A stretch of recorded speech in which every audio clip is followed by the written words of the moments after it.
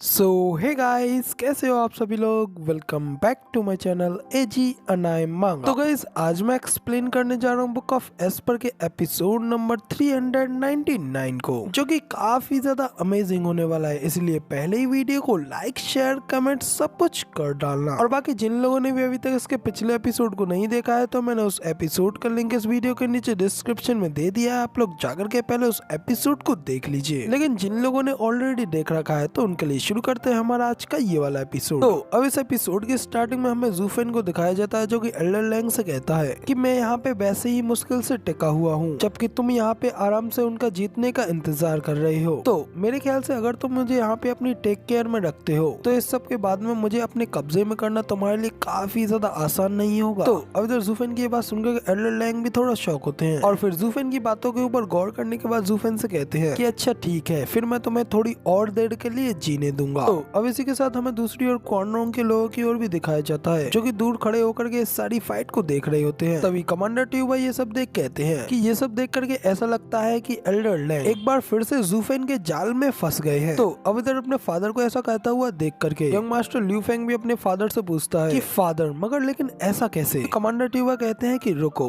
मुझे नहीं पता है कि इस बच्चे का गेम क्या है, लेकिन इस सब को देख करके एक बात तो निश्चित है कि वो यहाँ पे जरूरी किसी न किसी चीज के लिए समय बाय कर रहा है। ल्यू फेंग, जब भी आप कभी इस तरीके की सिचुएशन का सामना करते हैं, तो आप कभी भी अपने दुश्मन से इस तरीके से बात नहीं करते हैं। अपने लिए गए डिसीजन पे एकदम निश्चित रहते हैं, क्योंकि डर हमेशा दिमाग को मार डालता है। तो अब इधर ल्यू फेंग भी अपने फादर की ये बात सुनने के बाद कहता है कि क्या फादर, हमें उन लोगों को ये बात बतानी चाहिए। तो अब इधर ल्यू फेंग की इतनी बात सुनते ही नेशनल मास्टर उसके ऊपर चिल्लाते हुए कहते हैं कि नहीं, बिल्कुल भी नहीं। ल्यू फेंग, तुम्हें क्या लगता है कि एल्डर लैंग को ये जानने से क्या होगा, और अगर तुम उसे उसी के फेस पे उसकी ये बातें बताओगे, तो उसको इस बात से काफी ज्यादा गुस्सा आएगा। उसे तुम्हारे द्वारा उसी के फेस पे उसको स्टूपिड बताया जा रहा है। तो ये सुनने के बाद ल्यू फेंग भी समझ जाता है और थोड़ा घबराते हुए कहता है हाँ, फिर तो वो मुझे वहाँ पे जान से भी मार सकता है। तो तभी नेशनल मास्टर कहते हैं कि हाँ, और यही इसकी असली सच्चाई है। ये एल्डर स्वार्थ, जल्दबाजी और ऊंचे घोड़े पर सवार हैं, और उन्हें ये याद दिलाना कि उन्हें फिर से मूर्ख बनाया जा रहा है। उन्हें हमारे द्वारा बिल्कुल एक मंद बुद्ध कहने के लायक होगा, और उन लोगों के बीच इससे ये भी साबित हो जाएगा कि ज़ूफेन उन लोगों से कहीं गुना ज्यादा सहज व्यक्ति है। और अगर तुम कभी उसकी योजना को बर्बाद करने की कोशिश करते हो, तो एल्डर लैंग को अपने कुछ ही शब्दों में तुम्हारे ऊपर हमला करने के लिए तैयार करना उस लड़के के लिए कोई बड़ी बात नहीं है। तो अब इधर नेशनल मास्टर की ये सारी बातें सुनने के बाद यंग मास्टर ट्यूबा भी सबको समझ जाता है और उनसे कहता है नेशनल मास्टर, आपकी इस गाइडेंस के लिए बेहद बेहद शुक्रिया। जबकि दूसरी ओर कमांडर ट्यूबा अपने मन में कह रहे होते हैं कि ये तीनों दुष्ट आदमी हैं। वो भले ही हमारे मददगार साबित हो सकते हैं, लेकिन हमें उनसे जितना ज्यादा पॉसिबल हो सके उतना ज्यादा दूर रहना चाहिए, क्योंकि वो लोग जितने ज्यादा हमारे लिए अच्छे साबित होंगे, वो हमारे लिए उतने ही ज्यादा बुरे भी होंगे। तो इसलिए अब खाली हम यहाँ पे ये देख ही सकते हैं ज़ूफेंग उन्हें किस तरीके से कष्ट पहुंचा सकता है। तो अब इधर कमांडर ट्यूबा ये सब सोच ही रहे होते हैं, तभी हमें एल्डर जी और एल्डर क्यू की ओर भी दिखाया जाता है। वो दोनों एल्डर सी से फाइट लड़ने के लिए अपनी कंबाइन आर्ट का यूज करने लगते हैं, जिसमें कि वो दोनों एक दूसरे का हाथ पकड़ते हुए अपने दूसरे हाथ को आगे की ओर बढ़ाते हैं, और अपनी वाटर और फायर पावर को कंबाइन करते हुए अपनी life and death art attack का यूज करते हुए एल्डर सी के ऊपर अपनी लाइफ एंड डेथ आर्ट से अटैक करते हैं। तभी दूसरी ओर एल्डर लैंग भी उस अटैक को अपनी ओर आते हुए देखते हैं, और वो भी जल्दी से अपनी पावर्स को रिलीज करते हुए उस अटैक को रोकने के लिए अपने पास से कई सारे स्पिरिचुअल स्नेक्स को बाहर निकालते हैं, जो कि आगे बढ़ करके एक जगह पर जाल की तरह इकट्ठा हो जाते हैं। तभी उस स्नेक के उस जाल से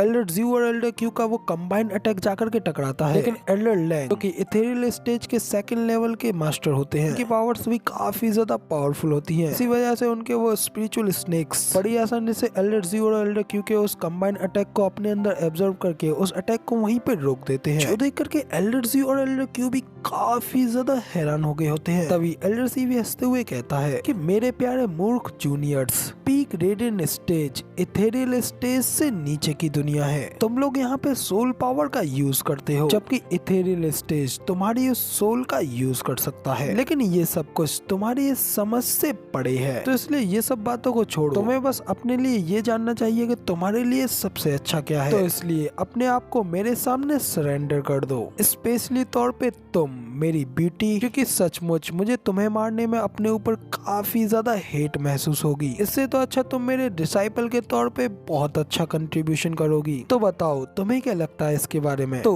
अब जब एल्डर सी एल्डर क्यू से ये सारी बातें कह रहा होता है तो एल्डर ज़्यू ये सुनकर काफी ज्यादा गुस्से में उससे कहते हैं कि तुम एक गंदे बुड्ढे आदमी हो, वो मेरी पत्नी है, इसलिए उसके ऊपर अपनी इन ठंडी सांसों को बर्बाद मत करो। तो अब इधर जब एल्डर क्यू ये सब कह रहे होते हैं तभी एल्डर सी अपने पास से एक स्पिरिचुअल स्नेक को आगे बढ़ाते हैं और उस स्पिरिचुअल स्नेक का यूज करते हुए वो एल्डर क्यू को जल्दी से उस स्नेक में लपेट लेते हैं और उस स्नेक के अंदर से जहरीली ब्रेथ को रिलीज करवाने लगते हैं। लेकिन तभी ये देख करके एल्डर ज़्यू भी एल्डर क्यू के लिए काफी ज्यादा परेशान होती हैं और मुड़ करके एल्डर क्यू की ओर देखने लगती हैं। तभी इस बात का फायदा उठाते हुए एल्डर सी एल्डर ज़्यू को पकड़ने के लिए अपने एक और स्पिरिचुअल स्नेक का यूज करते हैं और एल्डर ज़्यू से कहते हैं कि डियर तुम्हारे ये ओल्ड मैन बिल्कुल ठीक है, लेकिन क्योंकि मेरी सोल एक किंग पाइथन की है, अब जब उसे जहर दे दिया गया है तो ये उसकी सोल को सड़ा करके उसे मौत की घाट उतार देगा और अब उसे कोई नहीं बचा सकता। तो अब इधर एल्डर सी की ये बात सुनने के बाद एल्डर ज़्यू भी काफी ज्यादा घबरा जाती है और एल्डर क्यू से कहती है कि नहीं प्लीज तुम इस ओल्ड मैन के साथ ऐसा मत करो। तो ये सुन एल्डर सी कहते हैं कि तुम्हारे कहने से मैं उसे जरूर छोड़ सकता हूँ, लेकिन उसके लिए तुम्हें पहले मेरा बनना होगा। तो बताओ आखिर अब तुम अपने बारे में